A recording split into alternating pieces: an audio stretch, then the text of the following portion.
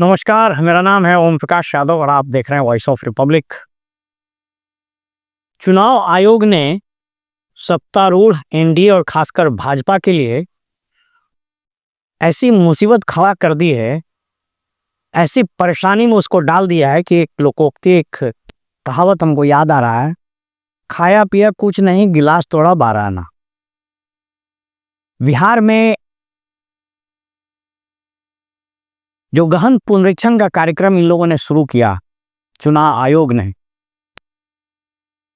मैंने अपने पूर्व के वीडियो में बताया है कि बिना सोचे समझे, बिना तैयारी किए, बिना रिपरकशन जाने इन लोगों ने शुरू तो कर दिया, लेकिन इसके परिणाम इतने राजनीतिक रूप से इतने घातक होंगे, यह न तो चुनाव आयोग में बैठे हुए भाजपा के आका लोग समझ पाए और न ही भाजपा ही केंद्र में बैठे हुए मंत्री लोग समझ पाए, इंक्लूडिंग द प्राइम मिनिस्टर। देखिए हुआ क्या यहाँ, जब कहा गया कि 25 तारीख से गहन पुनरीक्षण का कार्यक्रम शुरू होगा, उसके पहले कोई तैयारी नहीं की गई और बताया गया कि 3 कट ऑफ डेट दिए गए। पहला डेट ऑफ था, इसके बारे में सब आप लोग जानते हैं कि 1/7/87 के जो पूर्व हुआ है उसमें उसके लिए क्या नियम होंगे, और उसके बाद यानी 1/7/87 से लेकर के 2/12/4 के बीच में हुआ है, उसमें किनको किनको जन्म तिथि का ब्यौरा देना है, और यदि 2/12/2004 के बाद किसी का जन्म हुआ है तो क्या देना है। और उन सबों में ये 11 दस्तावेज थे, जिसको मैं आपको दिखा देता हूँ स्क्रीन पर। इसमें से कोई एक दस्तावेज उसके अतिरिक्त देने थे। अब वहां पो की स्थिति ये हुई कि इसका शुरू से ही विरोध होना शुरू हुआ। चुनाव आयोग ने भी कोई स्पष्ट, प्रभावी और कन्विंसिंग जस्टिफिकेशन नहीं दिया। विपक्षी दलों का यह आरोप कि दिल्ली के चुनाव और महाराष्ट्र के चुनाव भाजपा ने इसी हथकंडे को अपना करके किया है और वही हथकंडे का प्रयोग यहां करना ये शुरू कर दिया। हालांकि उन दोनों जगहों पर, खास करके महाराष्ट्र में वोट जोड़कर जीता गया और दिल्ली में कुछ वोट हटाकर जो किया गया। यहाँ पर विपक्षी दल और प्रमुख रूप से आरजेडी का यह आरोप रहा कि इसमें जो गरीब गुरबे लोग हैं, ये इनके वोट बैंक हैं, अल्पसंख्यक, उनके पास ये दस्तावेज नहीं है और ये उनके नाम को हटाने की साजिश। बहरहाल चुनाव आयोग के पास संविधान में प्रदत्त अधिकार है कि वो मतदाता सूची को स्वच्छ और त्रुटि रहित बनाए। किसी भी लोकतंत्र में अच्छे चुनाव के लिए जरूरी भी होता है, लेकिन अफरा तफरी और इस पूरे मसले पर चुनाव आयोग और बिहार का जो मुख्य निर्वाचन पदाधिकारी का कार्यालय है, ये कितना हैफजार्ड वे में, कितना नॉन कोऑर्डिनेटेड वे में काम कर रहा था, उसकी बानगी मैं पुराने वीडियो में दे चुका हूं। जब प्रेशर आना शुरू हुआ, इसका राजनीतिकरण होना शुरू हुआ, चारों तरफ से हल्ला हंगामा शुरू हुआ, सुप्रीम कोर्ट में भी केस फाइल किया गया, बयानबाजी शुरू हुई, तो जो मेरी जानकारी है कि बिहार सरकार में यानी मुख्यमंत्री के तरफ से यह मैसेज दिलवाया गया मुख्य निर्वाचन पदाधिकारी को कि ये सब कुछ नहीं करना है, जिसके पास कागज नहीं है वो भी वोटर लिस्ट में नाम रहेगा। और मुख्य निर्वाचन पदाधिकारी ने आनन फानन में एक एडवर्टीजमेंट जारी कर दिया। उसमें यह स्पष्ट रूप से लिखा हुआ है कि आपके पास कागज नहीं भी है, यानी जो 11 दस्तावेज हैं और इसके अलावा जो जन्म से संबंधित प्रमाण पत्र देने अगर नहीं भी है, यहाँ तक कि फोटो भी नहीं है, तो आपका नाम जुटेगा और आप फॉर्म भर के चुपचाप दे दीजिए। अब इसमें पूरे प्रशासनिक हल्के में, राइट फ्रॉम डिस्ट्रिक्ट मजिस्ट्रेट जो डिस्ट्रिक्ट इलेक्शन ऑफिसर होता है, डाउन टू बीएलओ में भयंकर कंफ्यूजन व्याप्त हो गया कि भाई चुनाव आयोग कह रहा है कि अमुक अमुक लोगों को अपने जन्म से संबंधित प्रमाण पत्र देने होंगे और इसके अलावा इस 11 में से कोई एक देना होगा, और बिहार का मुख्य निर्वाचन पदाधिकारी कह रहा है कि नहीं साहब कुछ नहीं देना है, ऐसे ही फॉर्म को अपलोड कर दीजिए। उसके बाद फिर भारत के मुख्य निर्वाचन आयुक्त, उनका बयान आया और उन्होंने कहा कि नहीं साहब, जो नियम बने थे SIR के लिए, स्पेशल इंटेंसिव रिवीजन के लिए, वह यथास्थिति है, उसमें कोई बदलाव नहीं हुआ है, यानी डॉक्यूमेंट अपलोड करने होंगे। अब देख लीजिए कॉन्ट्राडिक्शन। बिहार का मुख्य निर्वाचन पदाधिकारी, जो आदर्श रूप से चुनाव आयोग का ही एक ऑफिस है, इसको चुनाव आयोग के गाइडेंस में, इसके कंट्रोल में काम करना चाहिए, ये बिहार सरकार और बिहार सरकार के जो कुछ मुख्यमंत्री के चहेते अधिकारी हैं, उनके कहने पर निकाल दिया ये एडवर्टीजमेंट। और चुनाव आयोग कह रहा है कि नहीं, मैं आपको क्यों बोल रहा हूं कि खाया पिया कुछ नहीं, गिलास तोड़ा 12 आना।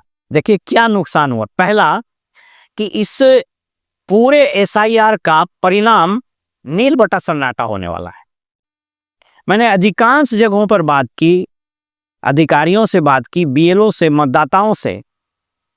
बिहार में अधिकांश जगहों पर बस फॉर्म उसको दिया जा रहा है, उससे साइन किया, वो भी साइन किया ना किया, BLO ही कर दिया, या मान लीजिए कि कोई एक आदमी है, उसका बेटा और लोग कमाने के लिए बाहर गया हुआ, उसका भी दस्तखत कर दिया, फॉर्म लिया, आनंद फानन में सबको अपलोड कर देना है। और मुख्य निर्वाचन पदाधिकारी और DM और सब लोग अफरा तफरी किए हुए, जल्दी फॉर्म अपलोड करो, फॉर्म अपलोड करो, फॉर्म अपलोड करो। और आप सोच के देखिए कि 9 करोड़ फॉर्म, इनुमरेटेड फॉर्म, उसको प्री डाउनलोडेड फॉर्म देना, फिर उससे भरवाना, फिर डॉक्यूमेंट लेना, फिर सबको अपलोड करना, it was next to impossible. एक महीना में असंभव था। और जिसको इन चुनाव आयोग की नासमझी ने, प्रशासनिक नासमझी ने और दूरदर्शिता ने ऐसी अव्यवस्था फैलाई कि अब इसका कोई फलाफल नहीं निकलने वाला है, कोई फायदा नहीं। मैं बता रहा हूं कि 100% वोटर्स जो अभी जिनका वोटर लिस्ट में नाम है, वो सब रह जाएंगे। क्यों? क्योंकि अब ये SIR तो टेक्निकली हुआ ही नहीं। हुआ ये कि बस उसको फॉर्म दीजिए, दस्तखत कराइए, अपलोड कर दीजिए, यही हो रहा है। तो भाई प्रश्न ये उठता है कि आपने ये फिर पूरी कवायद की क्यों? अगर आपका इंटेंशन अवैध वोटर्स को हटाना था, अगर आपका इंटेंशन बांग्लादेश या अन्य जगहों से आए हुए अवैध घुसपैठिए जो यहाँ पर वोटर बन गए हैं, खास करके सीमांचल के इलाकों में, उसको हटाना था, तो इससे तो हटेगा नहीं और वो सब लोग रह जाएंगे। ये वैसा ही हुआ जैसा नोटबंदी हुआ था। नोटबंदी का उद्देश्य क्या था? कि जो काउंटरफीट करेंसी है वो इकोनॉमी से बाहर कर देना है। और लगभग 99.99%, आप 100% मान लीजिए कि 100% सारे नोट आ गए, तो फिर ये ब्लैक मनी गया कहाँ? इसलिए विपक्षी दलों ने इसका नाम ही दे दिया है नोटबंदी के बदले वोटबंदी। तो ये वोटबंदी टाइप चीज हो गया। तो ये प्रशासनिक रूप से ये टोटल कोलैप्स, टोटल फियास्को हो गया। It is a big administrative failure. ये चुनाव आयोग का विगत 1-2 दशकों में सबसे लापरवाही का, सबसे नासमझी का और सबसे अदूरदर्शी कदम था, जिसका कोई फायदा नहीं हुआ। अब आइए इसका राजनीतिक पक्ष पर। ये भाजपा के जो उत्साही नेता लोग हैं और उसके इशारे पर अपेरेंटली लग रहा है कि चुनाव आयोग काम कर रहा है, अपेरेंटली लग रहा है। इन लोगों ने ऐसी नासमझी कर दी कि बिहार में सुसुप्तावस्था में पड़ा हुआ विपक्ष महागठबंधन, ये इसमें अचानक से जाना गया। और आज का जो बंद है वह अभूतपूर्व रूप से सफल हो गया है, अभूतपूर्व रूप से सफल हो गया। जिसको बोलते हैं ना कि युद्ध के पहले सैनिकों को जो पूर्वाभ्यास कराया जाता है, एक तरह से इलेक्शन के पहले चुनाव आयोग के इस कदम ने बैठे बिठाए एक मुद्दा दे दिया और उसके कारण इस महागठबंधन के सभी दलों में अभूतपूर्व एकता, कोऑर्डिनेशन नजर आया। और राहुल गांधी से लेकर तेजस्वी तक, मुकेश सहनी से लेकर वाम दल के सभी नेता, दीपांकर भट्टाचार्य वगैरह, सब लोग रोड पर उतर गए। और यूं कहें, मेरी जो कई एक अधिकारियों से बात हुई सचिवालय में, मुख्य निर्वाचन पदाधिकारी के तो घी बंद गई है। और यो स्पष्ट रूप से राहुल गांधी का भाषण आप सुने। मैं हिंदुस्तान की जनता को और बिहार की जनता को कह रहा हूं कि महाराष्ट्र का चुनाव चोरी किया गया था और जैसे महाराष्ट्र का चुनाव चोरी किया गया था वैसे ही बिहार का चुनाव चोरी करने की कोशिश की जा रही है। देखिए, उन्हें पता लग गया कि हमने महाराष्ट्र मॉडल समझ लिया है,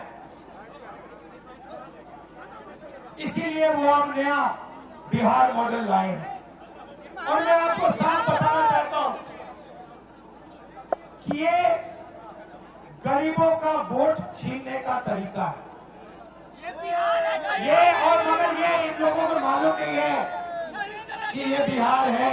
स्पष्ट रूप से इन्होंने चेतावनी दी है चुनाव आयोग के उन तमाम अधिकारियों को कि आप संविधान के तहत काम करिए, आप भाजपा के एजेंट बनने का काम मत करिए, नहीं तो सरकारें बदलेगी और इस संविधान के तहत, कानून के तहत आपके विरुद्ध भी कार्रवाई हो।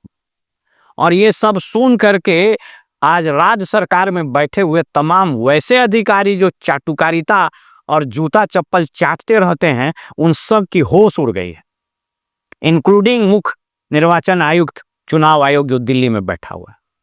इसीलिए ब्यूरोक्रेसी को न्यूट्रल होना चाहिए, ब्यूरोक्रेसी को रैशनल होना चाहिए।